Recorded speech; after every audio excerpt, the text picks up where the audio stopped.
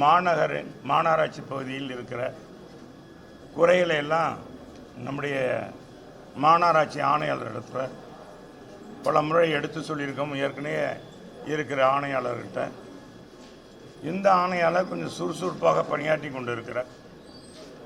பல குறைபாடுகளை சொல்லும் பொழுது அதை நிவர்த்தி பண்ணிவிட்டு எங்கள் இடத்துல சொல்லுவார். மக்கள் பிரதிநிதிக்கு ஒரு மரியாதை கொடுக்கக்கூடிய ஒரு ஆணையாளர் மதுரைக்கு வந்திருப்பது உண்மையிலே பாராட்டுக்குரியது. இப்பொழுது நாங்கள் எங்களுடைய மதுரையில் இருக்க முக்கியமான பிரச்சனை இந்த கழிவுநீர் கலந்து வர்றது, சாலைகள்லாம் குண்டும் குழியுமாக இருப்பது. அதே மாதிரி அம்மாவுடைய அரசு கொண்டு வந்த அனைத்து வார்டுகளுக்கும் குடிநீர் 24 மணி நேரம் கொடுக்குற அந்த பணி, குடிநீர் திட்டம், இல்லங்களில் தேவையான போது தண்ணி அளவு பிடிச்சு கொள்ளலான்ற மாண்புமிகு அண்ணன் எடப்பாடியாருடைய ஆட்சியில் புரட்சித் தலைவருடைய பிறந்த நாளில் அறிவிக்கப்பட்டு புயல் வேகத்தில் நடந்துகிட்டு இருந்துச்சு. எங்கள் காலத்திலே 60-70% நடந்து முடிஞ்சது. மீதி இருக்கிறது 2023 முடிக்கணும். அப்படின் போது பார்த்தீங்கன்னா ரொம்ப காலதாமதமாக இருந்தது. இதுக்கு முன்னால் இருந்த ஆணையாளர்கிட்டையும் நாங்கள் எடுத்து சொன்னோம், இந்த பணியை விரைவாக முடித்தா சாக்கடையே கலக்காது, எல்லா வீட்டுக்கும் தூய்மையான குடிநீர் வந்துடும், அனைத்து வார்டுகளுக்கும் அனைத்து வார்டுகளில் இருக்கிற இல்லங்களுக்கு போதுமான அளவுக்கு தண்ணீரை எப்போ வேணாலும் பிடித்து கொள்ளலாம், வாரம் முழுவதும் வரும் தண்ணி, 365 நாளும் பிடித்து கொள்ளலாம். அப்படிப்பட்ட திட்டம் இது விரைவாக நிறைவேற்ற வேண்டும் என்று சொல்லி சட்டமன்றத்தில் 2-3 தடவை கேட்டு இருக்கிறேன். நம்முடைய நகர்ப்புறத்துறை அமைச்சர் அவர்கள் எழுந்து சொன்னார்கள், இந்த ஆண்டு 2023 நிச்சயமாக டிசம்பர் மாதம் எங்கள் முதல்வர் திறந்து வைப்பார்னு சொன்னார். ஆனால் அடுத்த டிசம்பர் வரப்போகிறது. எனவே இதை கோடிட்டு காட்டும்போது நிச்சயமாக அங்கங்கே சில பிரச்சனைகள், இடம் இருக்கிறதுல பிரச்சனை இருந்தது, அதனால் மாற்றி செஞ்சதுனால காலதாமதம் ஆகிவிட்டது, சீக்கிரமே முடிப்போம்னு சொன்னாங்க. அந்த பணி எவ்வளவு தூரத்தில் நடக்கிறது? ஏன்னா 38 மேல்நிலை தொட்டி கட்டணும். ஏற்கனவே 44 மேல்நிலை தொட்டி இருக்குது. 82 மேல்நிலை தொட்டி மூலமாக 100 வார்டுகளுக்கும் கொடுக்கிறது.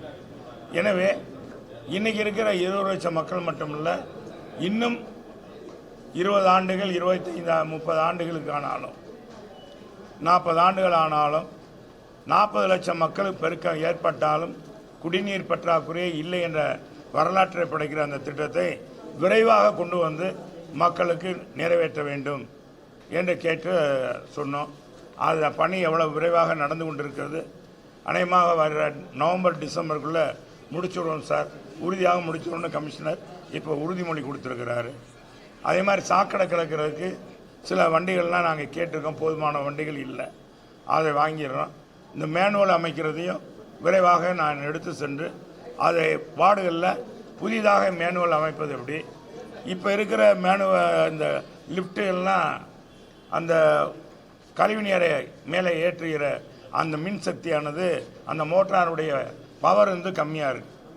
அதை கூடுதலாக இது ஏற்கனவே பழைய குடித்தனம் இருக்கும்போது இப்போ 100, 150, 200 குடித்தனம் இருக்குன்னா ஒரு தெருவில் இப்போ அதே வந்து 400 குடித்தனம் ஆகிடுது, அடுக்குமாடி வீடாக மாறிடுது. எனவே அந்த கழிவு நீர் தான் இந்த மேனுவலில் வந்து நிறைஞ்சு போயிடுது.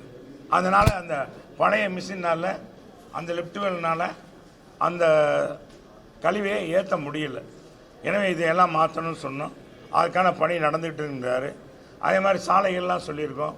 சாலைகள்லாம் எந்தெந்த பகுதியில் இந்த சாக்கடை பணிகள், இந்த வீடுகளுக்கு குழாயம் அமைக்கிற பணிகள் முடிந்தவுடன் உறுதியாக அந்த பகுதியெல்லாம் முடிச்சிருக்கோம். அதே மாதிரி முக்கிய சாலைகள்லாம் விரைவாக எடுத்து செஞ்சிடும்னு சொல்லியிருக்காரு. இது அப்புறம் நிறைய மாடுகள் விபத்தை ஏற்படுத்துகிறது, நாய்கள் அதிகமாக இருக்கிறது, இதையெல்லாம் சொன்னோம். இதையெல்லாம் நான் விரைவாக அதுக்கான ஏஜென்சிலாம் அமைத்திருக்கேன் அப்படின்னு சொல்கிறாங்க. அதே மாதிரி அடிப்படை பணிகளை நிறைவேற்றுறதுக்கு தூய்மை பணியாளர்கள் அவங்கள பற்றாக்குறை இருக்குன்னு சொல்லியிருக்கோம். அது அவரும் ஒத்துக்கிட்டார். அது உறுதியாக நீங்கள் சொல்கிறது உண்மைதான். எனவே இதை வந்து களைவதற்கு சம்பந்தப்பட்ட துணை பொறியாளர் தலைமையிலே அந்த வார்டு பொறியாளர் வார்டுடைய இன்ஜினியர் இடத்துல கொடுத்து அவருக்கு தேவையான ஆட்களுக்கு எவ்வளோ பேர் என்னன்னு கேட்டு நான் எடுத்துக்கொள்கிறேன்.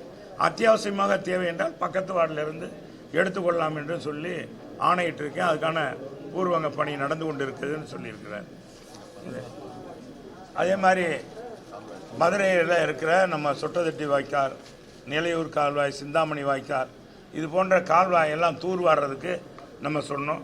ஏற்கனவே தலைவர் அவர் பகுதியில் ஒரு நிலையூர் கால்வாய், சிந்தாமணி வாய்க்கால், சொட்டதட்டி வாய்க்கால் இதெல்லாம் மண் அடைச்சி நிறைய மண் செவந்தி போயிருக்கு. இது அடப்பு இந்த கழிவு நீர் செல்ல முடியல, அது மழை நீரும் செல்ல முடியாமல் இருக்குது. இதெல்லாம் எடுப்பதற்கு 2 வண்டிகள் வாங்குவதற்கு இன்றைக்கி வாடகைக்காக வாங்குவதற்கு கோயம்புத்தூரில் ஒன்றும், இன்னொரு என்ன குஜராத்திலேருந்து ஒரு வண்டியும் வாங்க நாங்கள் வாடகைக்கு இப்போ வச்சுருக்கோம். டெண்டர் போட்டிருக்கோம், விரைவாக அதை வாங்கிடும்னு சொல்லியிருக்காரு. நான் சூப்பர் ஸ்ட்ரக்சர் மிஷின் என்னுடைய நிதியிலிருந்து என்னுடைய சட்டமன்ற உறுப்பினர் இருக்கும்போது அந்த நிதியிலிருந்து 57 லட்ச ரூபா செலவில் அன்னைக்கு அந்த சூப்பர் ஸ்ட்ரக்சர் மிஷின் வாங்கினேன். அதில் சில பழுது ஏற்பட்டு விட்டது. அதை சரி பண்ணி அதை மீண்டும் பயன்பாட்டுக்கு கொண்டு வந்துடுவோம் சார். அது கொண்டு வந்தால் விரைவாக இந்த பணிகள்லாம் முடியும்னு சொல்லியிருக்காரு.